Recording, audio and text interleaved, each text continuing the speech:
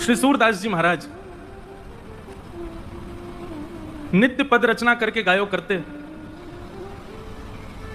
और दर्शन के समय श्री गिरिराज जी में ऊपर श्रीनाथ जी के मंदिर में जाकर के सेवा किया करते। से चलो जाते अपने अपने कक्षन में और ठाकुर जी खिड़की से निकल करके दौड़ के जाते सूरदास जी की कुटिया में। सूरदास जी को दिखाई तो देवे ना है, चुपचाप ठाकुर जी जाकर के बैठ जाते और कोने में विराजमान है करके थोड़ी पे हाथ धर के सूरदास जी को देखते ही रहते बस। सूरदास जी नए नए पद बना बना करके गायो करते, ठाकुर जी बैठ करके उनको श्रवण करते रहते। अच्छा एक बात बताऊं, पता तो सूरदास जी को भी है कि ठाकुर जी आते हैं। तो जैसे ही गुसाई जी आरती करके बाहर गए, कपाट बंद गए, शामा शाम दोनों बिलग गए। किशोरी जी बोली मैं सबरी सच्चाई बताऊंगी गुसाई जी को।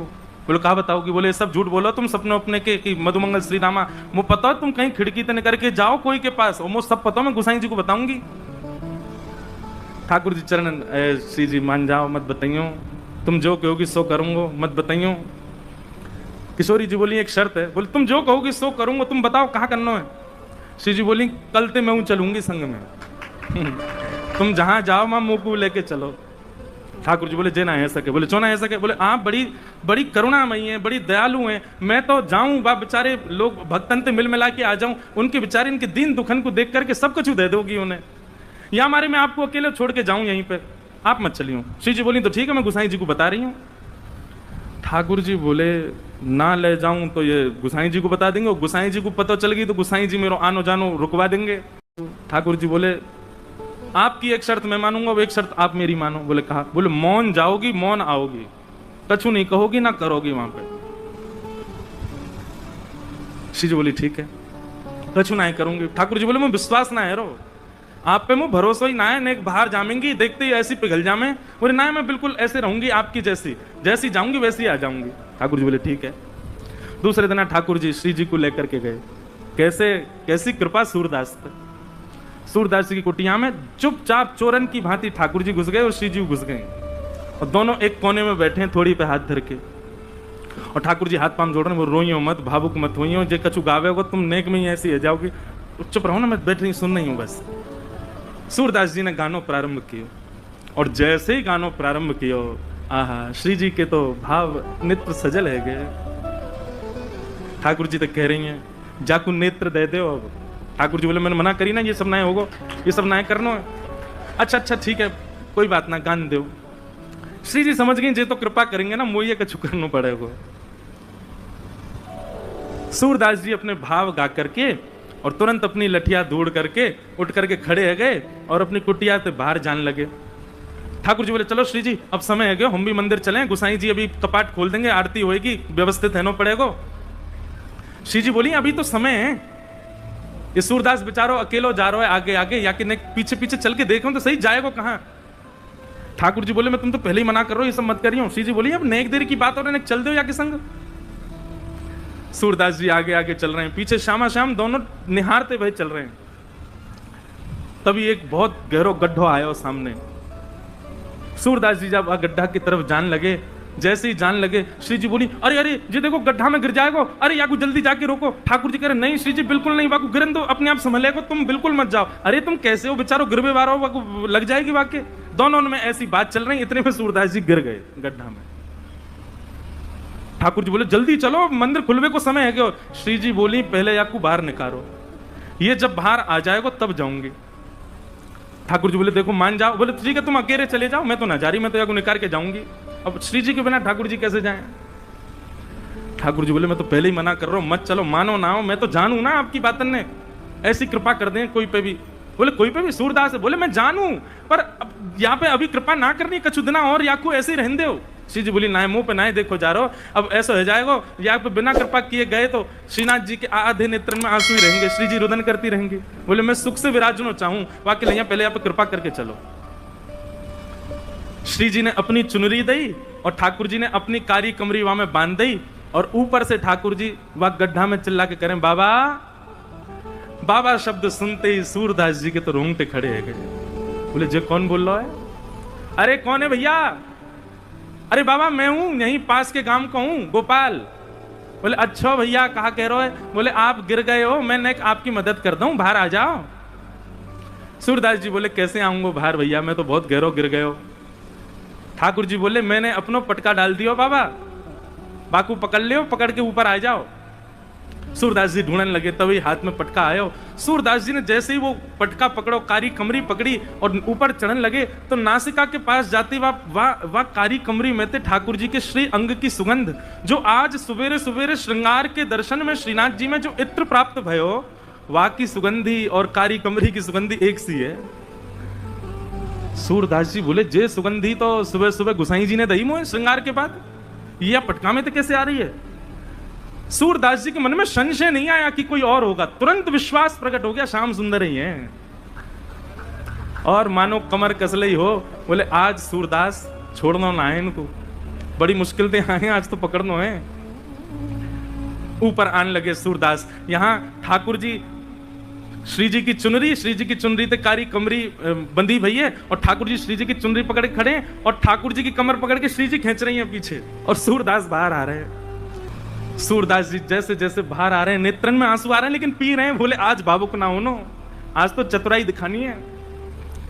और जैसे ही महाराज सूरदास जी निकल के बाहर आए, जानबूझ के सूरदास जी ने ऐसा नाटक किया कि मानो गिर गए हों, और जोड़ते आगे की तरफ गिरवे को भय। ठाकुर जी तो पीछे हट गए, श्री जी वहीं रह गई, जो श्री जी के चरणन में जाके गिरे, सोई चरण पकड़ लिए सूरदास जी ने।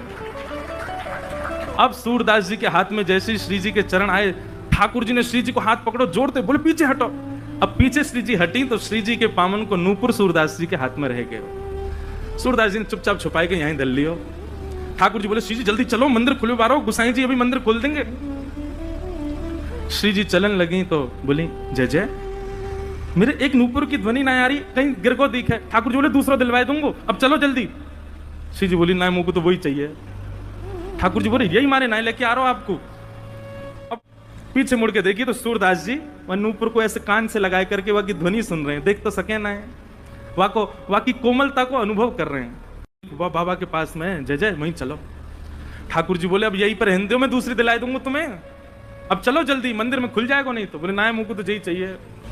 बाबा अरे भैया कौन है? बोले मैं ही हूं गोपाल, अब ही जाने आपको बाहर निकालो। अच्छा भैया कहे कहा बात है? बोले बाबा मेरे संग मेरी सखी आई, बाको नूपुर गिर गयो, आपने दल लियो अपने पास, बाकू दे दो। सूरदास जी बोले जे नूपुर? बोले हम बे। बोले जे तो वाको है जो मेरे मुंह को निकार में आयो का। बोले बाबा मैं वही तो हूं। बोले मोहे का पता भैया तू वही है, मुंह दिखाई तो देवे ना है। अरे बाबा मान जा जे हमारो ही नूपुर है। बोले अच्छा तेरी सखी के पास एक नूपुर होगा, एक नूपुर तो मेरे पास है। सखी ने आगे आए करके अपने दूसरे पाम के नूपुर की पहचान मुंह को कराए दे, मैं छू करके देख लूंगा कि हाँ जी वही नूपुर है तो दूसरे पाम में पहनाए दूंगा, और नहीं तो भैया मैंने कहीं तोय दे दी और असली या को हकदार आयो और बाने आके मुझसे कही तो मैं तो बड़ी विडंबना में फंस जाऊंगा, मुझे तो पता ना है असली कौन है। ठाकुर जी बोले श्री जी जो बहुत चतुराई कर रहा है, या को पता चल गई है कि आप ही श्री जी हो और ये दूसरा पाम पकड़ लेगा आपको। श्री जी बोली पकड़े तो पकड़न दो, लेकिन आज ये नूपुर लेके ही जाऊंगी। वो नूपुर के प्रति आसक्ति थोड़ी हमारी श्यामाजू की, उनकी तो जब से दृष्टि में आ गए सूरदास जी तब से बस यही चिंता है श्री जी को कि आप कृपा कैसे करूं मैं। श्री जी आगे बढ़ने लगी, ठाकुर जी पाम पूछो, तुम्हारे पाम पूछो या के पास मत जाओ पकड़ लेगो। श्री जी चलती जा रही हैं, लो बाबा दूसरे पाम के नूपुर की पहचान कर लो। सूरदास जी ने दूसरे पाम को स्पर्श किया, बांधी वही नूपुर हाथ से छुई, नेत्रन से आंसू बहन रहे हैं। लाली अपनो पहलो पाम आगे कर दे मैं पहना दूं। श्री जी ने पाम आगे किया। सूरदास जी जैसे ही नूपुर बांधन लगे, नूपुर बांधते ही सूरदास जी ने तो ऐसे अंक में श्री जी के दोनों चरण पकड़ लिए। बोले अब नहीं जान दूंगा, अब तो कृपा करो मुंह पे, कृपा करो तभी जान दूंगा। यहाँ ठाकुर जी खींच रहे हैं श्री जी को, लेकिन श्री जी कस के पकड़ लें सूरदास जी ने। अरे बाबा छोड़ दे। बोले आज नहीं छोड़ूंगा, बड़े दनान में हाथ आए हो।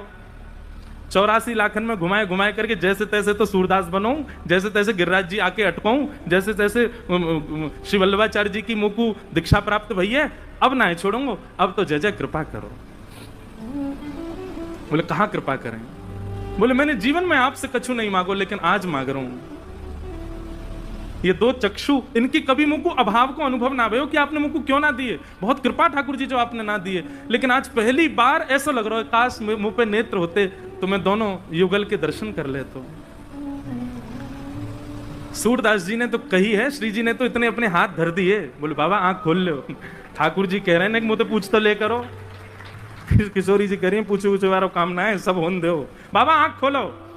सूरदास जी ने अपने जीवन में पहले बार कमल जैसे, बिल्कुल ठाकुर जी जैसे नेत्र प्रदान कर दिए सूरदास जी को। जैसे ही नेत्र खोल करके देखो, आहा, नव दुल्हे ब्रजराज सांवरो, दुल्हन राधा गोरी, बसो मोरे नैनन में यह जोरी, बसो मोरे नैनन में यह जोरी। यही गिरिराज जी की तलहटी में दोनों युगल खड़े हैं, एक दूसरे के गले में गलवैयां डाले और सूरदास जी दर्शन कर रहे हैं।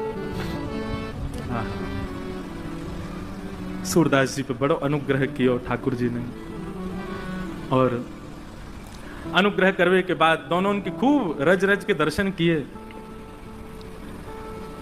सूरदास जी दोनों जैसी जान लगे, सूरदास जी बोले जय जय अब एक कृपा करो। बोले कहा, ये जो दो नेत्र आपने मुझको प्रदान किए ना, इनसे मैंने आपके दर्शन कर लिए, अब ये नेत्र मुझसे वापस ले लो, अब मुझको फिर से आंधरो बनाए दो। क्यों? बोले अब आप दो बस गए, बस आप दो मेरे चित्त में विराजे रहो, बाकी अब संसार में मुझको कोई और को नहीं देखना, फिर से मुझको अंधो कर दो। बोलो भक्त वत्सल भगवान की।